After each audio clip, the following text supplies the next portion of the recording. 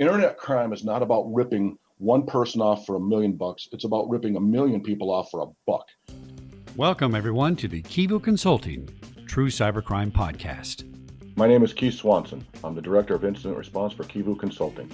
I'm a retired detective from the Scottsdale Police Department with over 22 years of service in Scottsdale and 4 years of service with the Maricopa County Sheriff's Department.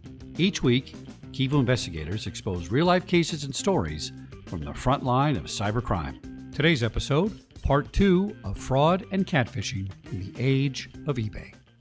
Cybercrime is attractive to many criminals because they operate in the virtual world, cloaked anonymously in false identities, catfishing profiles, and fake accounts. What many cybercriminals seem to forget is their virtual world originates in the physical world.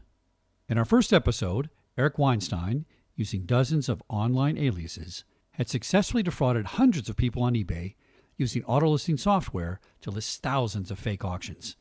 Victims paid for items that Eric never had any intention of delivering. Although his cyber scheme was technically brilliant, he had one problem.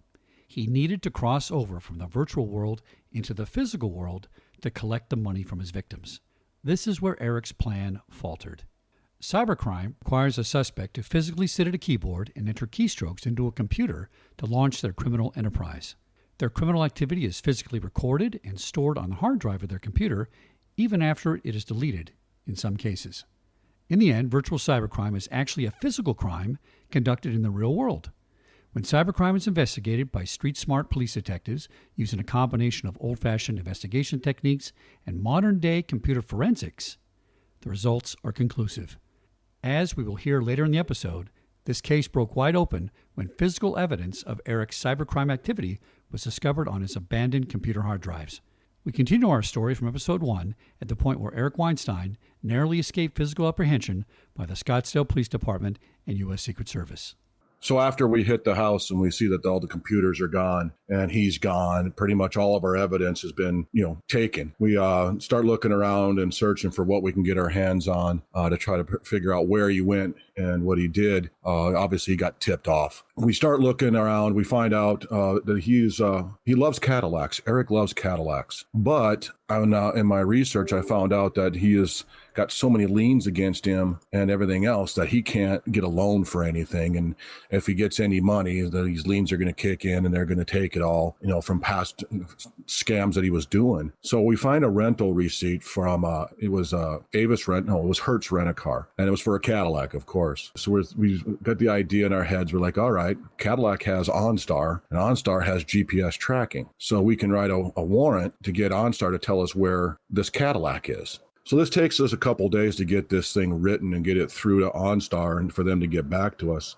Not your usual search warrant, not your usual kind of thing. And we're kind of pushing the fun envelope here on stuff that's been done. There's been, orders for OnStar before, but not for something like this. We get the information back from OnStar and we found out that the Cadillac is down in Ahwatukee, which is the southern part of Phoenix. It's on the backside of what we call South Mountain down here. It's a big, giant mountain that's a city park. And fun fact, it's actually the largest city park in America. So we find out he's down there and they can tell us he's within 1 block. So we send our reconnaissance teams down there, our undercover guys, to sit on this block, see if we can pick him up coming and going. They sit down there for 2 or 3 days and we don't see anything. So we come up with the great idea that we are going to have OnStar honk the horn on the car. And what a lot of people don't know is that OnStar has the ability to do all kinds of different things to the car on your behalf. And one of them is they can honk the horn. So we write another order. We get a judge to sign it, which was interesting to say the least. These judges don't typically see a let's honk the horn order. So we get set up on this block. It's the Scottsdale Police Department, my team, our undercovers, and the Secret Service task force is out with us. There's a storm rolling in, and it's, to have rain coming into the Phoenix area is not normal anyways. But of course, we're going to be getting close to catching Eric, and there's a storm starting to roll in. We're all set up. We're ready to go. I'm behind all these houses watching the backside along with another guy in a desert wash. They got a whole bunch of guys on the street, just anything and everything we can do to try to get this thing locked down. So OnStar starts honking the horn, and about this time the thunder and the rain starts as they're honking the horn. We get the house figured out. It is pouring rain. You can't see your hand in front of your face. And Eric takes off. He starts running. Well, it's raining so hard, he runs by a couple of our undercovers. They can't even see him because they can't even see out their car windows.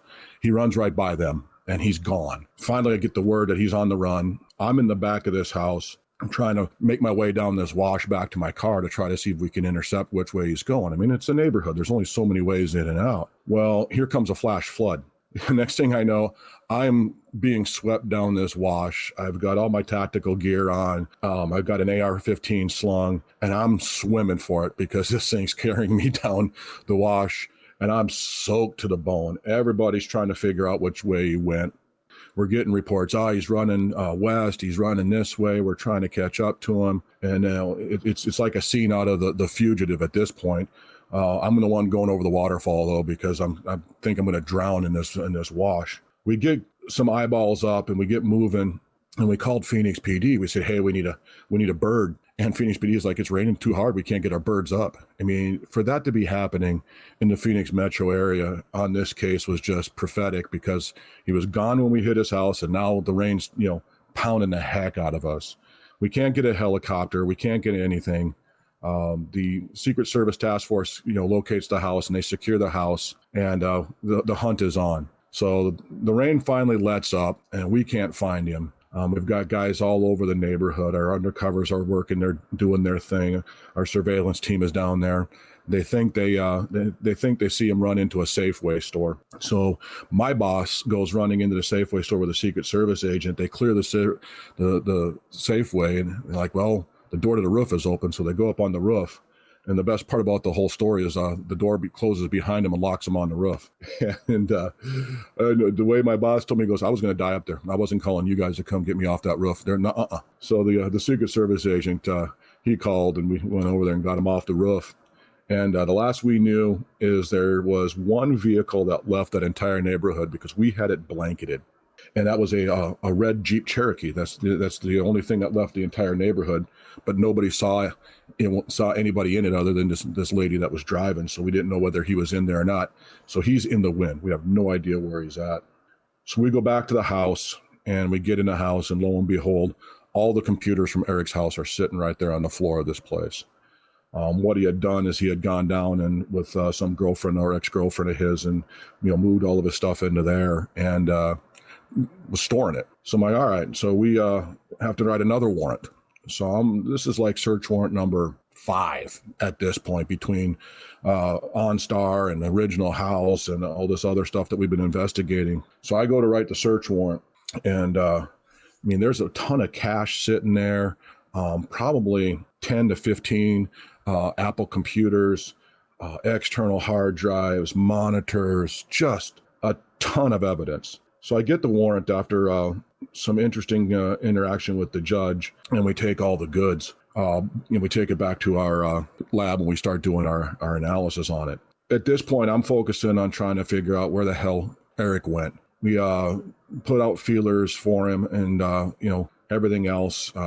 We get a hold of the rental car companies, and you let them know what's going on there. We have a couple contacts now at Hertz after our search warrant with the OnStar thing. And we say, hey, listen, we need to know if this guy pops a car. And everybody's like, all right, that's great. So weeks are going by now, and I've got word out to all of our guys on shift with all of Eric's habits. So we're waiting. Our undercover teams are trying to figure out where he went. They're trying to figure out who his contacts are. I have his cell phone sitting in my lab. We start doing the computer forensics on these things, and computer forensics is it's not like on TV where you hook it up and a couple of keystrokes and you see everything. It takes a while for these drives to process in the software. So we're pulling in these things, and we're looking at 15, 20 terabytes of evidence. So this has taken some time to cook. We start getting into the evidence, and we're seeing all the eBay listings. We're seeing pictures of all these things that he was listing on for sale. And the great part about it was I was at his house, and he never had any of these things. So all the evidence is pointing to exactly what his scam is. Tune in next time for part 3 of Eric Weinstein and eBay, right here on the Kivu Consulting True Cybercrime Podcast. To find out more about our worldwide cybersecurity solutions, please visit kivuconsulting.com.